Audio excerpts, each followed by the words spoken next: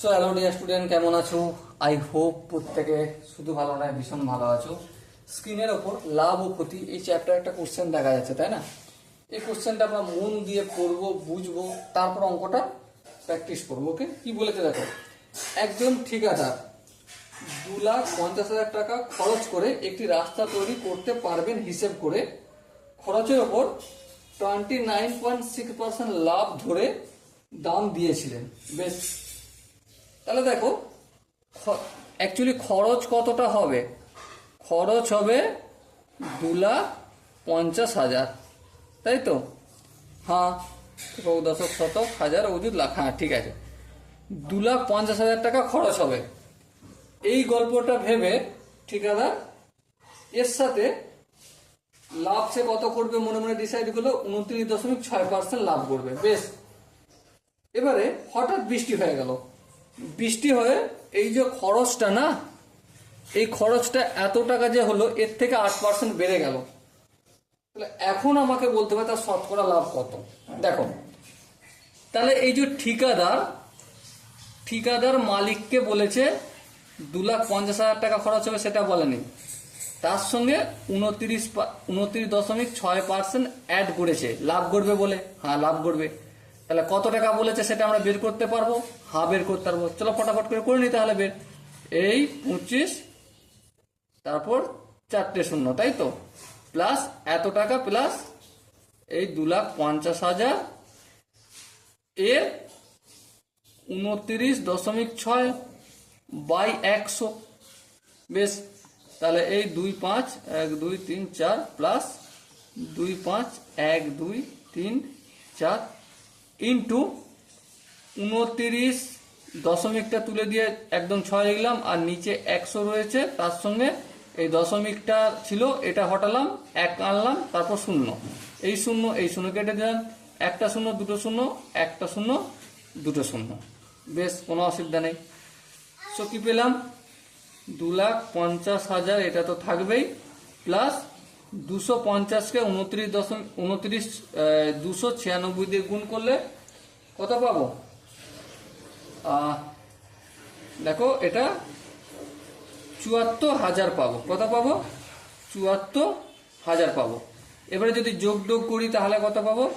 3,24,000 টাকা। ঠিক আছে, এই টাকাটা কি বলা হয়েছে মালিককে, যে এই টাকাটা আমার লাগবে। খরচ হবে কত? 2,50,000 টাকা খরচ হবে, লাগবে এই টাকাটা। লাভ করছে কত পার্সেন্ট? 29.6%। কিন্তু এখানে একটু গড়বড় হয়ে গেছে। গড়বড়টা কি? বৃষ্টি হয়ে গেছে। বৃষ্টি হওয়ার জন্য নতুন খরচ কত হয়েছে? 8% বেড়ে গেছে। তাহলে এখন নতুন খরচ কত লিখব? নতুন খরচ কত? এই 2,50,000 প্লাস এই 2,50,000 এর 8%। হ্যাঁ, 8%। তাহলে একইভাবে আমি এটা ক্যালকুলেশন ফটাফট করে করার চেষ্টা করব। ইন্টু 8 বাই 100, একটা দুটো শূন্য কাটলো। সো 2,50,000 প্লাস 8কে 25 দিয়ে গুণ করলে কত? 200 হয়। এই 200 লিখলাম, তারপর একটা দুটো শূন্য। তাহলে আলটিমেট কত হলো? একক, দশক, শতক, হাজার, অযুত 20 লাখ, আর এখানে 2,50,000, তাহলে 2,70,000, তাই তো? তাহলে খরচ হওয়ার কত ছিল? কত? 2,50,000, কিন্তু বৃষ্টি হয়ে গেছে। হ্যাঁ, তার জন্য কত খরচ হয়ে গেছে? 2,70,000 খরচ হয়ে গেছে। তাহলে লাভ কত পার্সেন্ট? তাহলে লাভ মালিক কত টাকা দিয়েছে? 3,24,000। বোঝা গেল কি না? হ্যাঁ, তা থেকে বিয়োগ করবো খরচটা, 2,70,000। বেশ, তাহলে বিয়োগ করলে কত পাবো? বিয়োগ করলে আমি পাবো একটা দুটো তিনটে শূন্য লিখে দিলাম। এই শূন্য কদে 4 হবে, 7 কদে 12, 5 দিতে 2 একে 3, 3 3 মিলে গেল শূন্য, সামনে দেওয়ার পর এত টাকা লাভ হবে। এবার শতকরা লাভ বা শতকরা ছাড় নির্ণয় করার একটাই ফর্মুলা, উপরে লাভটা লিখে দেবো লবে। হ্যাঁ, লিখে দিলাম। হরে কি লিখবো?